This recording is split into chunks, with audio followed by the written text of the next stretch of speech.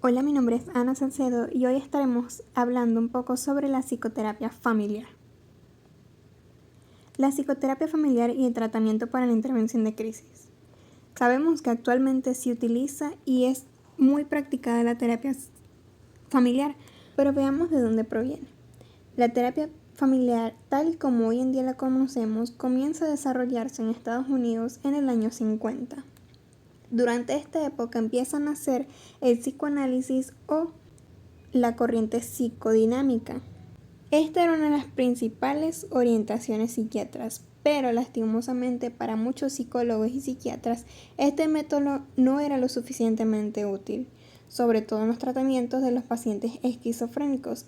Es por ello que buscan nuevas alternativas terapéuticas. Mediante fue evolucionando la terapia individual, los terapeutas y científicos en esta área pudieron darse cuenta de que solo cambiar las percepciones individuales no cambiaba la estructura familiar.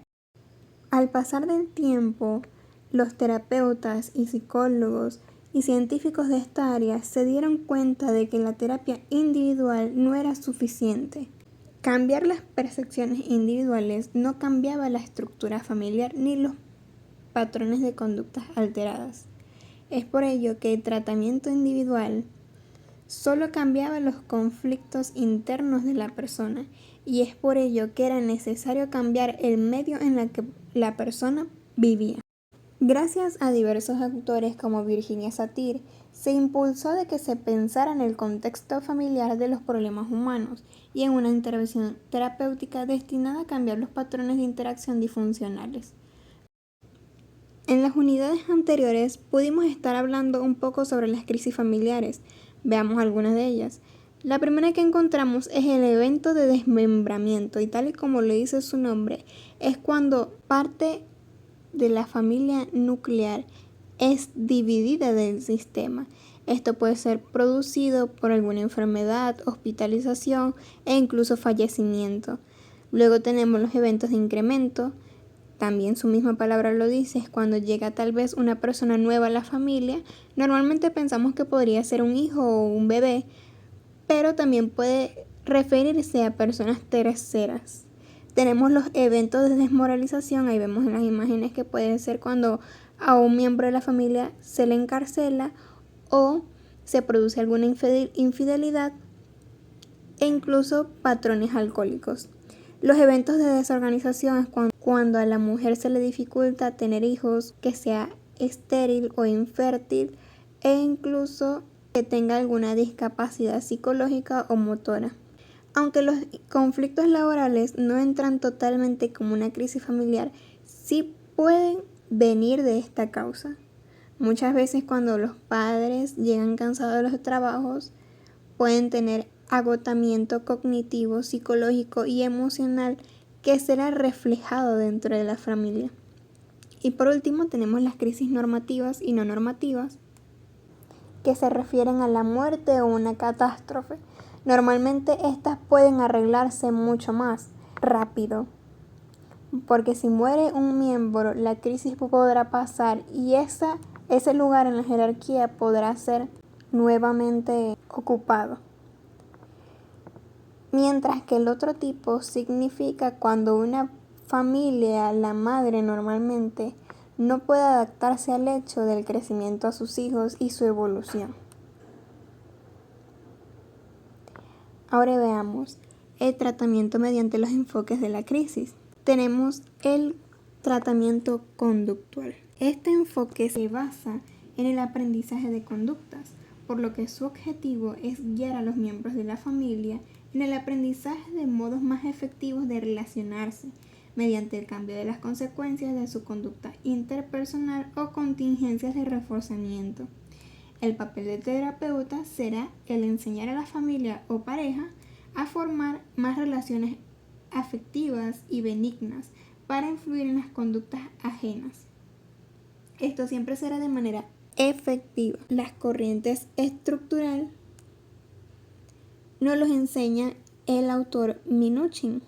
Este realza la importancia de la organización familiar para el funcionamiento de la unidad y el bienestar de sus miembros. El abordaje terapéutico se basa en el fortalecimiento de los cimientos estructurales que permiten el funcionamiento familiar. ¿Qué quiere decir esto? Que a nuestro autor, a Minuchin, le importa cómo está estructurada y la jerarquía de la familia. Normalmente el autor sugiere que los padres deben mantener un liderazgo y fronteras claras, ni demasiado difusas como la sobreimplicación que traería como consecuencias que los niños tal vez dependan mucho de sus padres, ni demasiado rígida como el desligamiento total de ellos, sino que el objetivo es reparar y modificar los patrones y la organización disfuncional de la familia. El modelo estratégico espera un pequeño cambio en una importante relación familiar que tenga un efecto dominó sobre otras relaciones. ¿Qué quiere decir esto?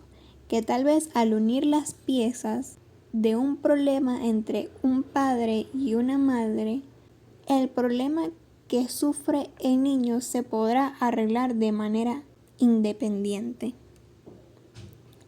Y por último, el modelo sistémico nos habla de la curación y el cambio que proviene de examinar cómo opera el sistema familiar y de comprender las funciones que los problemas desempeñan en los procesos orientados hacia un objetivo.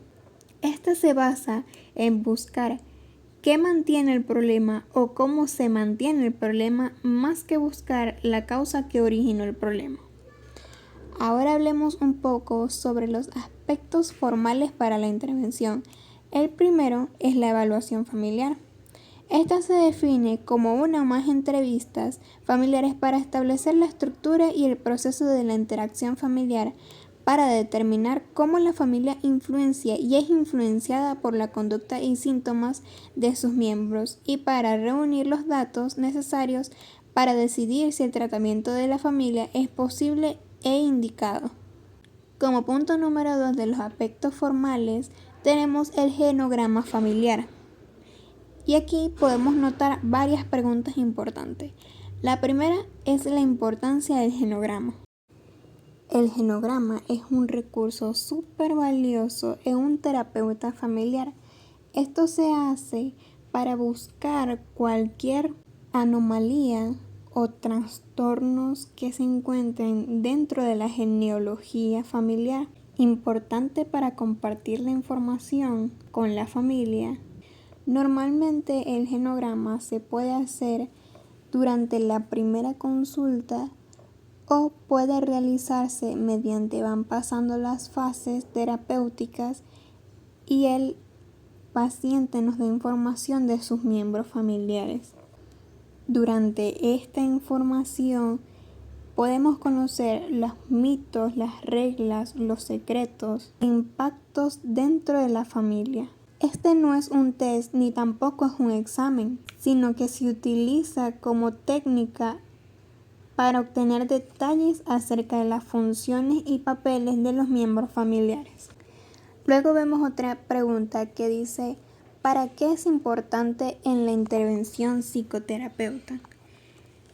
Para el autor Bowen, pionero de la terapia familiar, la elaboración del genograma incluye todos los detalles y acontecimientos familiares importantes, tales como los hábitos, muertes, traumas, separaciones o divorcios. E incluso puede contener información sobre la salud de los participantes activos.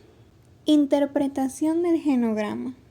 El genograma puede interpretar 6 categorías, que es la estructura familiar, la adaptación al ciclo vital, la repetición de pautas a través de generaciones, sucesos de la vida y funcionamiento familiar, los triángulos, el equilibrio y el desequilibrio familiar.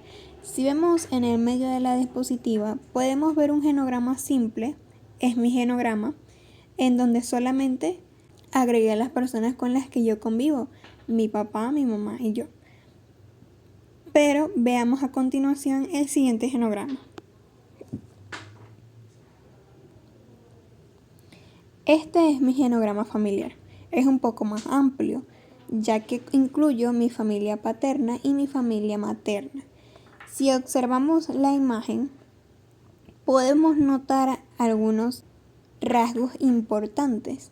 Por ejemplo, encontramos 3 decesos. Los decesos los podemos observar mediante la X que se encuentra dentro del cuadrado. Y podemos notar que ambos abuelos paternos son los decesos y un hijo de ellos. Una de las características que más podemos notar dentro del genograma es las rayas puntiagudas de color rojo.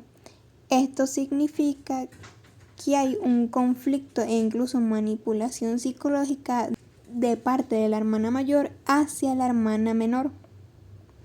También vemos relaciones conflictivas entre la madre y el hijo menor. Si notamos entre los 10 hijos que tuvo la primera pareja materna, podemos notar que el tercero en la fila presenta un problema de salud psiquiátrica. El penúltimo hombre podemos notar que sufre de un problema de dependencia por alcoholismo y el último hijo posee una enfermedad diabética. Si volvemos al lado izquierdo del genograma, podemos notar que hay relaciones un poco difusas y separadas entre ambos. La hermana y el hermano tienen relaciones distantes, al igual que yo y mi hermana mayor. Aquí notamos cómo está trazada una línea a mano en donde encierra a 3 personas. Ese significa que son las personas con las cuales yo convivo. Ahora veamos las generalidades. Los hombres tenemos padre, infidelidad, amoroso, trabajador. Los hijos pueden manifestar las mismas características, infidelidades, trabajadores y tercos, mientras que en las mujeres se encuentran baja autoestima, trabajadoras y dependencia. Aquí podemos notar cómo podemos estar en riesgo de algún tipo de enfermedades o dependencias, ya que notamos que se encuentran hijos con alcoholismo, enfermedades como la esquizofrenia, diabetes, artritis, osteoporosis, trastornos de ansiedad y depresión. Por lo tanto, el terapeuta debe observar estas características y notar si se encuentra repetida en otro miembro familiar y algunos conflictos. Ahora, estos 8 conceptos de cohesión y adaptabilidad son sumamente importantes para el punto que estaremos mencionando a continuación. Pero, ¿qué es la cohesión? La cohesión se define como la proximidad, vínculo o lazo emocional que los miembros en la familia tienen entre sí. El autor Olson nos menciona 4 niveles de cohesión. El primer nivel son los desligados. Esto quiere decir que hay muy baja posibilidad de cohesión. Segundo nivel es separado y es baja o moderada la cohesión entre la familia. El tercer nivel es la unidad. Esta puede ser de moderada a alta. Y la cuarta son las aglutinadas, que es una cohesión muy alta y exagerada. También menciona que entre los niveles 1 y 4 son consideradas las familias caóticas. Ahora, la adaptabilidad se define como la flexibilidad que puede tener la familia para soportar los cambios. Y también tenemos 4 niveles: las rígidas, que es una adaptabilidad baja; la estructurada, mediana; la flexible, moderada a alta; y las caóticas, muy alta la adaptabilidad. Si los unimos, podemos encontrar 16 modelos que vemos a continuación. A esta gráfica le llamamos modelo circunflejo de Olson. Y si notamos desde cerca, podemos ver cómo encontramos 16 tipos de familias. Las familias que se encuentran en el centro son solo 4, y estas 4 son las que Olson considera como la familia funcional para el desarrollo individual y grupal de la familia. Si vemos a los extremos, encontramos 4 también, y esta el autor las define como disfuncionales para el bienestar. Ahora veamos la escala de cohesión y adaptabilidad familiar, o también conocidos como fases 3.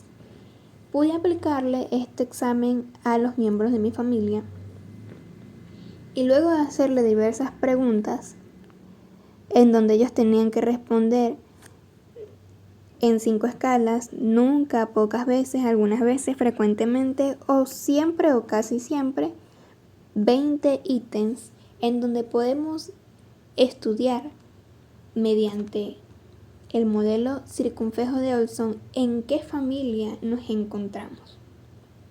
Veamos. Luego de haber hecho el examen, pudimos notar que sumando todas las puntuaciones impares nos dio un puntaje de 36 puntos, mientras que si sumamos los puntajes par nos dio una puntuación de 24.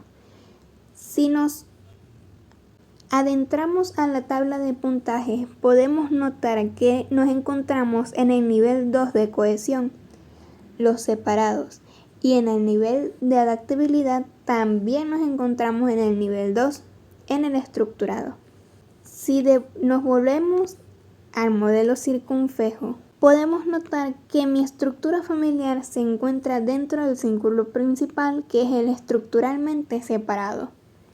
Esto significa que la familia es funcional tanto para el desarrollo individual, o sea, eso quiere decir para mi persona, como para el de todos los miembros de mi familia. También quiere indicar que nos encontramos en una moderada cohesión. Esto quiere decir que encontramos vínculos bastante próximos, pero no exagerados, y nos adaptamos a los problemas de manera moderada. Gracias por su atención.